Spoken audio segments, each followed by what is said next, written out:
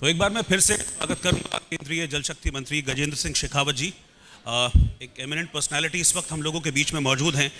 अलग अलग मुद्दों पर बात करेंगे, जैसा कि शुभ्रा ने भी बताया कि हम कैप्टन को लेकर चर्चा करेंगे, क्योंकि पंजाब के प्रभारी हैं गजेंद्र सिंह शेखावत जी और पंजाब में कैप्टन के साथ मिलकर सरकार बनाने की बात हो रही है। लेकिन राजस्थान में जो कैप्टन है वसुंधरा राजे सिंधिया, उनको लेकर ये कहा जाता है कि एक पैरेलल बीजेपी चला रही है वो राजस्थान में, उस पर भी हम चर्चा करेंगे। हम अलग अलग पहलुओं को छुएंगे। राजनीति की बात होगी तो हम यूपी पर भी बात करेंगे। लेकिन मैं शुरुआत करना चाहूँगा मंत्री जी आपके मंत्रालय के साथ, क्योंकि धन्यवाद रोहित जी। एक प्रण लिया है मोदी सरकार ने, मोदी सरकार के, कि मुझे हर घर जल पहुंचाना है। और हम देख रहे हैं कि पिछले काफ़ी वक्त से लगातार आपका मंत्रालय इस दिशा में काम कर रहा है। तो ये जो आपने प्रण लिया है ये कब तक पूरा हो पाएगा और कहाँ तक पहुंचा अभी, किस स्टेज में? धन्यवाद रोहित जी। माननीय प्रधानमंत्री जी ने 15 अगस्त 2019 को दोबारा जब प्रधानमंत्री पद की शपथ लेने के बाद पहली बार लाल किले के प्राचीर से बोलते हुए ये संकल्प देश के सामने व्यक्त किया था कि सामान्य मानवी के जीवन में परिवर्तन लाने के लिए जो पिछले 5 साल में हमें योजनाएं प्रारंभ की और सफलता के साथ में पूरी की, उसी के अनुक्रम में महिलाओं को पीने का पानी घर से बाहर से लेकर के आने के अभिशाप से मुक्ति दिलाने के लिए हम 2024 तक के अंत तक हर घर का तक पीने का पानी पहुंचाएंगे। उस भाषण में भी, उस आइकॉनिक स्पीच में भी उन्होंने मेंशन किया था। मैं एक बार फिर आपके दर्शकों के लिए बताना चाहता हूं, देश में 19 करोड़ से ज़्यादा ग्रामीण आवास हैं। 2019 में जिस दिन माननीय प्रधानमंत्री जी ने घोषणा की थी, पिछले 70 साल में देश की सरकार ने, प्रदेशों की सरकारों ने, स्थानीय सरकारों ने जिस तरह के यत्न प्रयत्न किए थे, उनके बाद केवल 16% घरों तक, 16 से कुछ ज़्यादा, 17 से कम, 3 करोड़ 23 लाख घरों तक मोर प्रिसाइजली पानी पहुंचा था। यानी जितना काम पिछले 70 साल में हुआ था उससे 4.5 गुना काम जो है अगले 48 महीने में पूरा करना था। इतनी बड़ी चुनौती सामने माननीय प्रधानमंत्री जी ने दी थी। लेकिन जब शौचालय की बात की गई थी या जनधन खातों की बात की गई थी, तब शायद कुछ लोगों को संदेह था कि मोदी ने जो घोषणा की है वो पूरी हो पाएगी कि नहीं। लेकिन 2019 में माननीय मोदी जी की सरकार की इतनी क्रेडिबिलिटी पूरी देश और दुनिया में थी कि किसी ने संदेह व्यक्त नहीं किया और सब ने माना कि मोदी है तो मुमकिन है। हम सब जानते हैं पानी राज्यों का विषय है। फेडरल स्ट्रक्चर में राज्य का विषय होने के नाते और जो है राज्य सरकारों को ही उसके लिए प्लानिंग और इम्प्लीमेंटेशन, ऑपरेशन, मेंटेनेंस सब कुछ करना होता है। और राज्यों की अलग अलग स्थितियां हैं, भौगोलिक स्थितियां अलग अलग हैं, चुनौतियां अलग अलग हैं, प्रिपेयर्डनेस अलग अलग है। हमने व्यापक कंसल्टेशन राज्यों के साथ में किया और उस कंसल्टेशन के बाद में 25 दिसंबर सुशासन दिवस के दिन गाइडलाइन माननीय प्रधानमंत्री जी ने इशू की। That day was the day जहां से हमने काम करना शुरू किया। 25 दिसंबर से लेकर के आज 2021 की 16 दिसंबर को हम बात कर रहे हैं। मान लेते हैं कि 2 साल पूरे हो गए।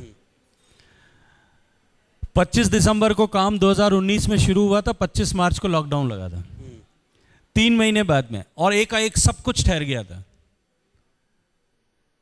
लगता था कि शायद हम अपने लक्ष्य से पिछड़ जाएंगे, लेकिन माननीय प्रधानमंत्री जी की ड्राइविंग फोर्स और इस सरकार की कार्यकुशलता, राज्य सरकारों का जो सहयोग मिला, उसके आधार पर मैं आज गर्व के साथ में कह सकता हूं कि जो 3 करोड़ 23 लाख घर जहां पीने का पानी पहुंचता था, आज वो आंकड़ा बढ़ करके 8 करोड़ 70 लाख के आसपास पहुंच गया है। यानी हम 5.5 करोड़ घर ऐसे हैं जिनकी माताओं बहनों को घर से बाहर से पानी लाने के अभिशाप से मुक्ति दिला चुके हैं। जी, अच्छा, ये तो आपने मुझे आंकड़ा बताया और आप ये भी कह रहे हैं कि जो आपका लक्ष्य है पूरा, वो आप 2024 तक पूरा कर लेंगे। लेकिन एक और लक्ष्य था आपका, एक और प्रण है कि गंगा को अविरल करने का। पहले हम सोचते भी नहीं थे कि हाँ, हम देखते थे कि कितना जो गंगा का जल है वो कितना खराब हो चुका है, लेकिन धीरे धीरे आप उस दिशा में भी आगे बढ़ रहे हैं। तो ये अविरल गंगा जो प्रोजेक्ट है आपका, ये अभी किस स्टेज में है और गंगा को लेकर कब ऐसा होगा कि गंगा के जल का आचमन आप हर जगह कर पाएंगे? देखिए, गंगा अविरल है, अविरल बनी रहे और अक्षुण्ण बनी रहे। हम सब करोड़ों करोड़ भारतीयों का, सबके मन की उत्कंठा है, इच्छा है। लेकिन जिस तरह से गंगा अनादिकाल से आने वाले जो है सैकड़ों सैकड़ों हजारों साल तक हमेशा शाश्वत रहने वाली है, इसलिए उसकी अविरलता और उसकी निर्मलता का प्रश्न भी हमेशा उसके साथ जुड़ा रहेगा। बिल्कुल। क्योंकि हमको स्वीकार करना पड़ेगा, आबादी बढ़ रही है, आबादी के साथ साथ में शहर बढ़ रहे हैं, शहरों के कारण से नदियों पर, जल संसाधनों पर दबाव बढ़ रहा है। लेकिन पिछले 50-100 साल में जो नुकसान हुआ था, उस गैप को हम भर सकें, इस लक्ष्य को लेकर के माननीय प्रधानमंत्री जी ने नमामि गंगे मिशन मोड में हम काम करें ये प्रारंभ किया था।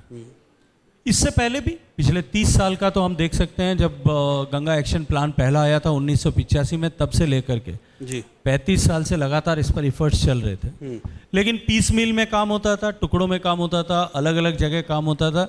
माननीय प्रधानमंत्री जी ने हॉलिस्टिक प्लानिंग के साथ में एक मिशन मोड में हम इसको पूरा करेंगे, इस लक्ष्य के साथ में इस यात्रा को प्रारंभ किया। और मैं आज गर्व से कह सकता हूं कि गंगा के बारे में पहले, जैसा आपने भी अभी कहा कि पहले चर्चा ये होती थी कि गंगा अशुद्ध है, गंगा में अशुद्धियाँ मिल रही है, गंगा में सूवेज मिल रहा है। आज जो है वो लोग इस बात की चर्चा करते हैं, नरेटिव बदल गया है कि गंगा शुद्ध हुई है, गंगा के पानी में बदलाव आया, और इसका साक्षी और प्रमाण केवल मैं नहीं, क्योंकि केवल मैं दूंगा उससे नहीं होगा। कुंभ के समय में, पिछले कुंभ के समय में, और उससे अभी हाल ही में संपन्न हुए कुंभ, और उससे पिछले प्रयागराज के कुंभ के समय 122 देशों के 22 करोड़ लोगों ने उसका साक्षी होकर के उसका प्रमाण प्रस्तुत किया है। गंगा की निर्मलता के साथ साथ में उसकी अविरलता भी अक्षुण्ण बनी रहे।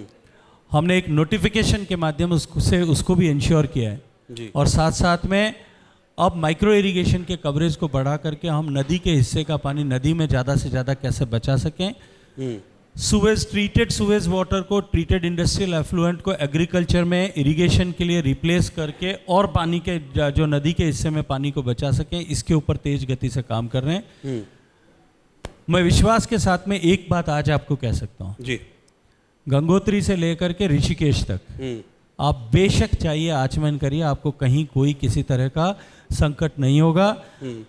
गंगा उस पूरे क्षेत्र में, गंगा जो है वो किसी भी शहर से एक भी बूंद अनट्रीटेड या जो है अंडर ट्रीटेड मैंने महसूस किया। मैं 2 दिन पहले हरिद्वार से ही लौट रहा हूँ, तो मैंने देखा, इसको महसूस किया। खैर, ये आपके मंत्रालय की चुनौतियां थीं जिस पर हम देख रहे हैं कि आप बखूबी पार पा रहे हैं, और आप कह भी रहे हैं टारगेट आपने सेट किया। ये अच्छी बात है कि टारगेट सेट करके आपकी मिनिस्ट्री काम कर रही है। लेकिन चुनौतियों का एक फ्रंट और है, वो चुनौतियों का फ्रंट होता है पंजाब से शुरू, क्योंकि आप पंजाब के प्रभारी हैं, और पंजाब में इस वक्त कैप्टन जो हैं वो एक तरह से हॉटकेक बने हुए हैं। अभी कैप्टन साहब ने कांग्रेस छोड़ दी है, इस तरह की चर्चाएं हैं कि वो आपके साथ गठबंधन करने वाले हैं, और शायद अंदर खाने इस तरह की भी चर्चाएं कि सीट शेयरिंग हो चुकी है। तो कब तक सब कुछ फाइनलाइज हो जाएगा? देखिए, मुझे लगता है कि ये भविष्यवाणी करने का अभी समय नहीं आया कि सब कुछ कब फाइनलाइज हो जाएगा। लेकिन कैप्टन साहब भी ये बात कह चुके हैं, और भारतीय जनता पार्टी के राष्ट्रीय अध्यक्ष भी ये बात कह चुके हैं, हमारे माननीय गृह मंत्री जी भी ये बात कह चुके हैं कि हम साथ मिलकर के चुनाव लड़ेंगे। इसलिए मुझे लगता है कि अब कोई संदेह नहीं है। जहाँ तक सीटों के बंटवारे का प्रश्न है, वो एक व्यवस्था विषय का विषय मात्र है। मूल विषय यह है कि हम लोग मिलकर के भारतीय जनता पार्टी की सरकार, राष्ट्रवादी विचार की सरकार पंजाब में बनाने के लिए हम मिलजुल करके, हम साथ मिलकर के काम करेंगे। ठीक है, लेकिन एक चीज़ है कि कैप्टन साहब जब जब कांग्रेस से लड़े, ठीक ठाक उनका रिजल्ट रहा, लेकिन कैप्टन जब भी कांग्रेस से अलग होकर लड़े हैं उनको हार का ही सामना करना पड़ा है। तो आपको लगता है कि इस बार वो कांग्रेस से अलग होकर आपके साथ लड़ रहे हैं, तो आपके लिए कुछ प्रॉफिटेबल साबित होंगे पंजाब में? इसलिए आवश्यक तो नहीं है कि इतिहास हमेशा उन्हीं पन्नों पर लिखा जाए। नए पन्ने इतिहास में और नई जो है पंक्तियां इतिहास में दर्ज होंगी, इतना मैं विश्वास के साथ में कह सकता हूँ जी। अच्छा, मैं ये आपसे जानना चाह रहा हूँ कि पंजाब में आपके ऊपर जिम्मेदारी बहुत बड़ी है। अभी तक बीजेपी एक छोटे भाई की भूमिका में रही थी पंजाब में, अकाली दल बड़े भाई की भूमिका में था, लेकिन अब जो आप चुनाव में उतरने जा रहे हैं उसमें बीजेपी ऑब्वियसली मुझे लगता है कि एक बड़े भाई की भूमिका में रहेगी। तो सवाल ये है कि 7 से लेकर ये 60 तक का सफर आप कैसे तय करेंगे?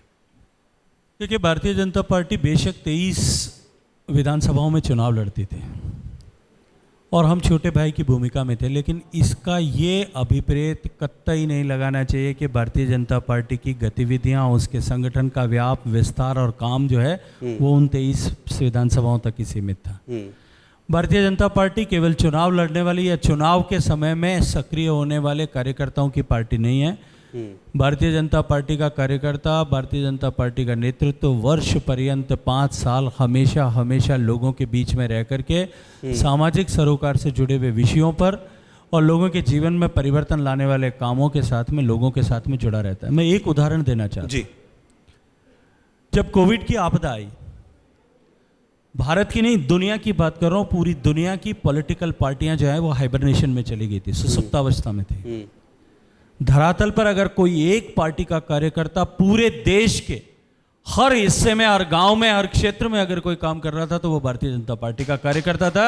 सेवा ही संकल्प के नाम नारे के साथ में भारतीय जनता पार्टी के राष्ट्रीय अध्यक्ष से लेकर के भारतीय जनता पार्टी का बूथ तक का कार्यकर्ता समाज में, समाज के लोगों के कष्ट हरण के लिए, उनके दुख में सहभागी बन करके किस तरह से उनके दुख को कम किया जा सके, पीड़ा को कम किया जा सके, किस तरह उनको उस समय संबल प्रदान किया जा सके, इसके लिए काम कर रहा था। और ये जो क्रेडिबिलिटी है, ये केवल उन 23 विधानसभाओं में नहीं, वो 117 विधानसभाओं में एक साथ काम करती है। उन 117 विधानसभाओं के हर एक बूथ पर भारतीय जनता पार्टी का कार्यकर्ता काम करता है। ठीक है, मेरा सवाल इसलिए भी था क्योंकि पंजाब में अगर मैं देखूं फ्रंट में तो चुनौतियां बहुत सारी हैं। आम आदमी पार्टी हम देख रहे हैं कि लगातार वो फ्री वाले जो वादे दिल्ली में उन्होंने किए हैं, यही वादे उनके पंजाब में भी हैं। अभी उन्होंने हाल फिलहाल में एक ऐलान किया था कि 18+ जो भी महिलाएं हैं उनको 1000 रुपये महीना पेंशन देंगे। अभी कल उन्होंने कहा है कि स्पोर्ट्स यूनिवर्सिटी हम खोलेंगे, एक इंटरनेशनल एयरपोर्ट बनाने की बात वो कर रहे हैं अरविंद केजरीवाल। और अभी जिस तरह के हाल फिलहाल के कुछ सर्वेज अगर मैं देखूँ तो उसमें ये कहा जा रहा है कि लीडिंग पोजीशन पर आम आदमी पार्टी रहेगी। तो आप किस तरीके से इस वक्त खुद को देखते हैं, क्योंकि उन सर्वेज में आम आदमी पार्टी को लीडिंग पोजीशन पर दिखाया जा रहा है, कांग्रेस को नंबर 2 पर, बीजेपी अभी अब तक उन सर्वेज में काफी पिछड़ी हुई दिख रही है। देखिए, सर्वे और उनके जो है हकीकत, मुझे लगता है इस पर तो अब टिप्पणी करने की आवश्यकता ही नहीं बची है। देश ने इसको बहुत अच्छी तरह से समझ लिया है। जहां तक आम आदमी पार्टी के दावों को लेकर के विषय, अभी थोड़े दिन पहले गुजरात में चुनाव हुए थे, स्थानीय निकाय के चुनाव हुए थे। सारा हिंदुस्तान का मीडिया, इलेक्ट्रॉनिक मीडिया और प्रिंट मीडिया, आप उसका टोटल स्पेस देख लीजिए, 75% स्पेस। क्यों मिल रहा था, किस कारण से मिल रहा था, मैं अब उसमें नहीं जाना चाहता, क्योंकि वो मैं कहूँगा तो शायद मुझे लगता है कि बहुत सारे लोगों को बहुत सारी समस्या हो जाएगी। लेकिन 75% स्पेस जो है मीडिया में, प्रिंट और इलेक्ट्रॉनिक मीडिया में, आज आम आदमी पार्टी को मिल रहा था। और माहौल इस तरह से बनाया गया था कि शायद आम आदमी पार्टी क्लीन स्वीप करने वाली है। परिणाम उठा करके देख लीजिए कितनी जगह पर, कुल कितनी जगह पर वो विजय का खाता खोल पाए। इसलिए केवल अखबारों में विज्ञापन के माध्यम से या झूठ बोल करके लोगों के मन में जगह पैदा नहीं की जा सकती। पंजाब दिल्ली से ज़्यादा दूर नहीं है। पंजाब के लोग दिल्ली आते रहते हैं, दिल्ली के हालात को भी देखते हैं, मोहल्ला क्लिनिक भी देखते हैं, यहाँ के स्कूल्स भी देखते हैं, यहाँ की परिस्थितियों को भी देखते हैं। मैं अभी 2 दिन पहले चंडीगढ़ में था, रात को चंडीगढ़ में नगर निगम के चुनाव हो रहे हैं। वहाँ एक बोर्ड लगा था कि चंडीगढ़ में हम चंडीगढ़ को कचरे का ढेर जो है, हीप ऑफ गार्बेज से मुक्त कर देंगे। मैंने कहा कि कोई आकर के दिल्ली में तो पहले देखे कि पहाड़ खड़े हैं, उसमें आप 7 साल में क्या, 8 साल में क्या कर पाए। तो इस तरह से झूठ बोल करके सब्जबाग दिखाना। आज चाहे पंजाब की जो हालत है, लगभग 4 लाख करोड़ का कर्जा है। पंजाब की जो पिछले साल का बजट उठा करके देख लीजिए, 55,000 करोड़ रुपए का स्टेट कुल ग्रॉस रेवेन्यू है, और उस रेवेन्यू के अगेंस्ट में डेप्ट सर्विसिंग में 20,000 करोड़ रुपए जा रहा है। अल्टीमेटली पंजाब को इस तरह के लोक लुभावन आंकड़े देकर के क्या आप पंजाब को सॉवरेन गारंटी फेलियर होने की दिशा में ले जाने का प्रयास नहीं कर रहे? पहले इस बात की जवाबदारी तो ले कि इस 4 लाख करोड़ रुपए के कर्जे का पहाड़, या जो पंजाब 1981 में देश की जीडीपी, स्टेट जीडीपी के हिसाब से 1 नंबर का प्रांत होता था, आज 16वें नंबर पर पहुंचा है। जो पंजाब देश का सबसे खुशहाल प्रदेश होता था, वो आज जीएसडीपी की ग्रोथ की दृष्टि से 33वें नंबर पे, 33 प्रदेशों में 32वें नंबर पर है, मणिपुर से ऊपर है, अंतिम से ऊपर की पायदान पे। ये हालात क्यों पहुंचे? और इस हालात पर खड़े पंजाब को क्या इस तरह के लोक लुभावने नारों के माध्यम से क्या पंजाब के भविष्य को तय किया जा सकता है? पंजाब जो ऐसा प्रदेश जिसमें निगेटिव ग्रोथ ऑफ इंडस्ट्री जहां चल रही है, उस पंजाब में क्या रोजगार और पंजाब के बच्चे बेटे को, पंजाब के युवा को रोजगार दिया जा सकेगा? पंजाब के इन हालातों से पंजाब को निकाल करके खुशहाल पंजाब बनाने के लिए नरेंद्र मोदी जी के नेतृत्व में हमने जो काम हमने किया है उसके आधार पर हम चुनाव लड़ेंगे। और मुझे विश्वास है कि पंजाब के लोग जो राष्ट्रवादी भावना से ओतप्रोत लोग हैं, पंजाब को नशे से मुक्त कराने के लिए, पंजाब को माफिया राज से मुक्त कराने के लिए, पंजाब को भ्रष्टाचार से मुक्त कराने के लिए, पंजाब को इन देश को बांटने वाली या समाज को बांटने वाली ताकतों से मुक्त कराने के लिए पंजाब के लोग भारतीय जनता पार्टी के साथ में खड़े होंगे। ठीक, हमने पंजाब पर बात की। सर, अब मैं राजस्थान की तरफ आना चाहूँगा। आप राजस्थान से सांसद हैं और आपका प्रदेश है राजस्थान। सब ठीक है राजस्थान बीजेपी में? निश्चित रूप से।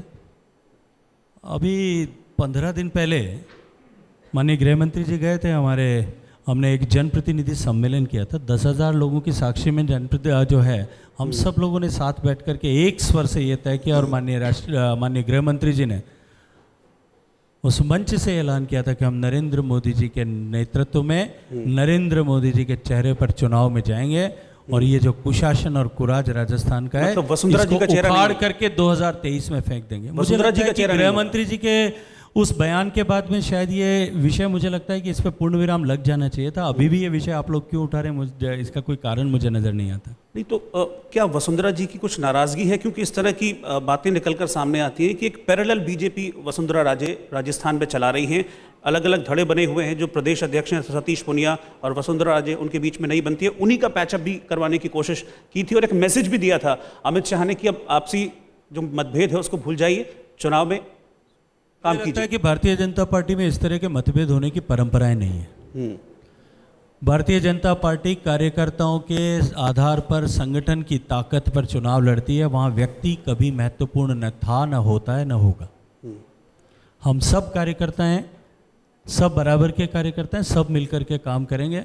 वसुंधरा जी निश्चित रूप से हमारी 2 बार मुख्यमंत्री रही हैं, हम सब के लिए आदरणीय, हम सब की नेता हैं, प्रदेश में हम सब की नेता रही हैं।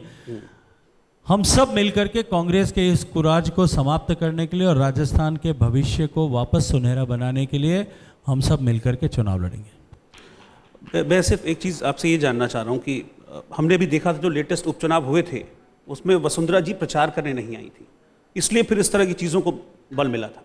इसके पीछे क्या रीज़न? अब आपने कहा कि बड़ी नेता हैं और उनका ना आना, क्या यही वजह है कि बीजेपी को नुकसान कर गया? मुझे लगता है कि इन दोनों विषयों को अलग अलग देखना पड़ेगा। वसुंधरा राजे जी खुद भी इस बात को कह चुकी हैं कि मैं व्यक्तिगत कारणों से, और वो कारण हम सब जानते हैं, उनकी पुत्रवधू जिस तरह से गंभीर बीमारी से ग्रसित हैं, हॉस्पिटलाइज थी, उसके कारण से मैं नहीं आ पा रही हूँ। और उसके साथ में इसको जोड़ना कि ये जो है पराजय उसके कारण से थी या नाराजगी के कारण से वो आई थी, मुझे लगता है कि ये जो है राजस्थान और भारतीय जनता पार्टी दोनों की हकीकत को नहीं समझने वाला व्यक्ति इस तरह की बात करेगा। तो राजस्थान में अभी 2023 में चुनाव होने वाले हैं राजस्थान में, तो तैयारी मुझे लगता है वहाँ पर भी शुरू हो गई होगी, क्योंकि कांग्रेस भी लगातार वापसी के दावे कर रही है। अभी हमने देखा था महंगाई के अगेंस्ट कांग्रेस ने एक बड़ा प्रदर्शन किया था। मुझे लगता है 2023 अभी बहुत दूर है यार, हम बहुत जल्दी इन सब विषयों पर चर्चा करने लगे हैं। अभी तो पंजाब में चुनाव है, उत्तर प्रदेश की तरफ, पंजाब की तरफ पूरे देश की दृष्टि है, गोवा की तरफ दृष्टि है, उसके बाद गुजरात आने वाला है। गुजरात के लेकर के भी आप सब मित्र, हम बाईपास क्यों कर रहे हैं? नहीं, अभी बहुत समय है, राजस्थान का समय आएगा तब राजस्थान पर भी बात करेंगे। अभी मुझे लगता है कि हम बहुत जल्दी इस विषय पर चर्चा करने लगे। ठीक है, मैं वापस एक बार पंजाब पर लेकर आ रहा हूँ, क्योंकि ये जो किसान आंदोलन हुआ इसमें हमने देखा कि सबसे ज़्यादा जो किसान थे वो पंजाब के थे। बहुत ज़्यादा किसान संगठन थे, चाहे वो सिंघू बॉर्डर पर रहे हो या फिर टिकरी बॉर्डर पर रहे हो। अब ठीक है, किसान आंदोलन खत्म हो गया है। किसान आंदोलन खत्म होने के बाद क्या आपको लगता है कि पंजाब में इसका किसी तरह का कोई नुकसान नहीं होगा, कुछ फ़ायदा मिलेगा आपको? आप उम्मीद करते हैं इस तरह की? ये मुझे लगता है कि भविष्य के गर्भ में है और भारत का मतदाता अब इतना परिपक्व है कि आप सीधे से उसके जो है उसके मन में क्या है इसका आकलन ऐसे हम नहीं कर पाएंगे। लेकिन कृषि क्षेत्र के पुनरुद्धार के लिए जिस तरह से माननीय प्रधानमंत्री जी ने काम किया, किसान आंदोलन पर आए, किसान आंदोलन पर बैठे, क्यों बैठे, किस कारण से बैठे और वापस उठ करके गए, अब ये बात मुझे लगता है कि इतिहास हो गया, इसलिए इसको कुरेदने की आवश्यकता नहीं है। लेकिन प्रश्न जो सामने था और है वो है कि कृषि क्षेत्र में के संकटों का समाधान।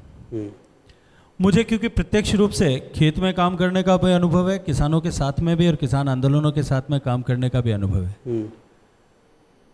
जब कभी भी इस देश में किसान, कृषि, खेत, इन सब की बात की गई, तब एक नाम जो है वो कॉमन रूप से एक विषय जिसका उल्लेख अवश्य किया गया था, वो था डॉक्टर स्वामीनाथन की आयोग की रिपोर्ट।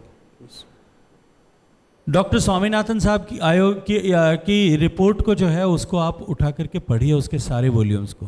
मुझे लगता है शायद बहुत सारे लोग जो कृषि क्षेत्र में काम करते हैं या किसानों के आंदोलन करते हैं, उन्होंने शायद उस रिपोर्ट को गंभीरता के साथ में नहीं पढ़ा होगा।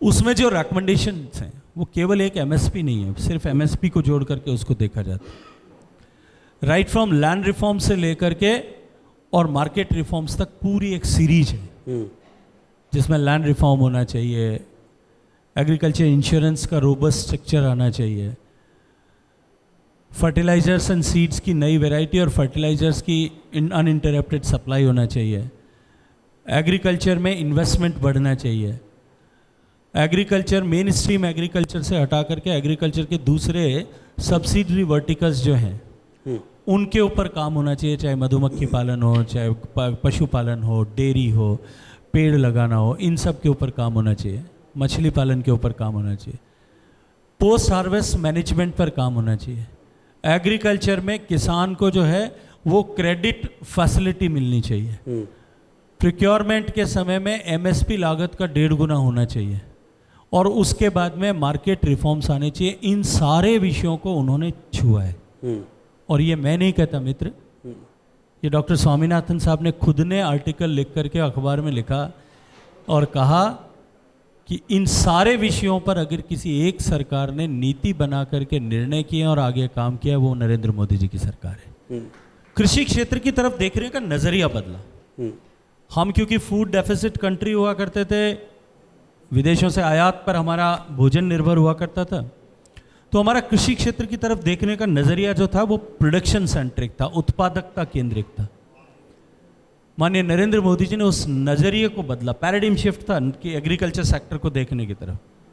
और वो बदलाव क्या था कि हम अब उत्पाद केंद्रित या प्रोडक्शन सेंट्रिक अप्रोच के बजाय अब हम प्रॉफिट सेंट्रिक अप्रोच, किसान को लाभ किस तरह से जब बढ़े इस दृष्टि से काम करेंगे। और तब ये निर्णय किया गया और नारा दिया गया कि हम किसान की आमदनी को दुगना करेंगे, सिंचाई के संसाधन बढ़ाएंगे।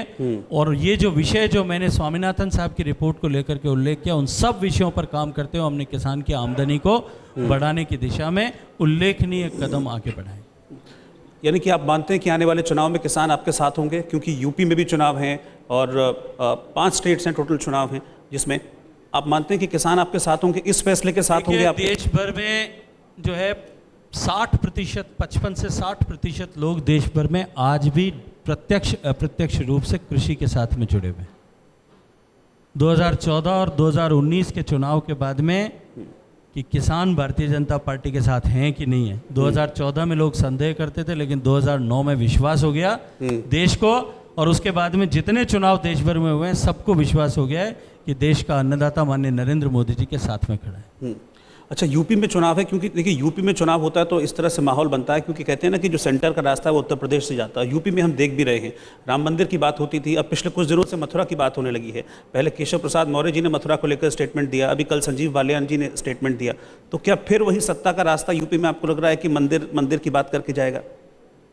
देखिए, मुझे लगता है कि इन सारे विषयों को राजनीति के साथ में जोड़ने की हमारी लगभग आदत से बन चुकी है। पहले राम मंदिर को लेकर के, तो अभी तो मुझे लगता है कि पूरा देश और पूरा विश्व जो है वो काशी में जो परिवर्तन माननीय नरेंद्र मोदी जी ने किया और उसकी मैग्नेमिटी जो लोगों ने देखी है, अभी पूरा देश उससे अभिभूत है। अभी मुझे लगता है कि हम शिव के दरबार में जो कुछ हुआ है उसकी चर्चा करें, उसके बारे में बात करें। ये विषय दीर्घकालिक विषय हैं, इन विषयों पर तो शायद मुझे लगता है भाई कई सालों से चर्चा हुई और आगे भी चर्चाएं होती रहेंगी। चलिए, गजेंद्र सिंह शेखावत जी, आपने हमें वक्त दिया और हर सवाल का बेबाकी से जवाब दिया। बहुत बहुत शुक्रिया आपका। और जो आपने मिशन चलाया हुआ है कि हर घर जल आप पहुंचाएं, हम उम्मीद करते हैं कि बहुत जल्दी आप उस मिशन में सफल हों और हिंदुस्तान के हर घर में जो जल है, जो साफ जल है, वो पहुंचे। बहुत बहुत शुक्रिया sir, thank you very much. For more such videos, subscribe to the NewsX YouTube channel, hit the bell icon.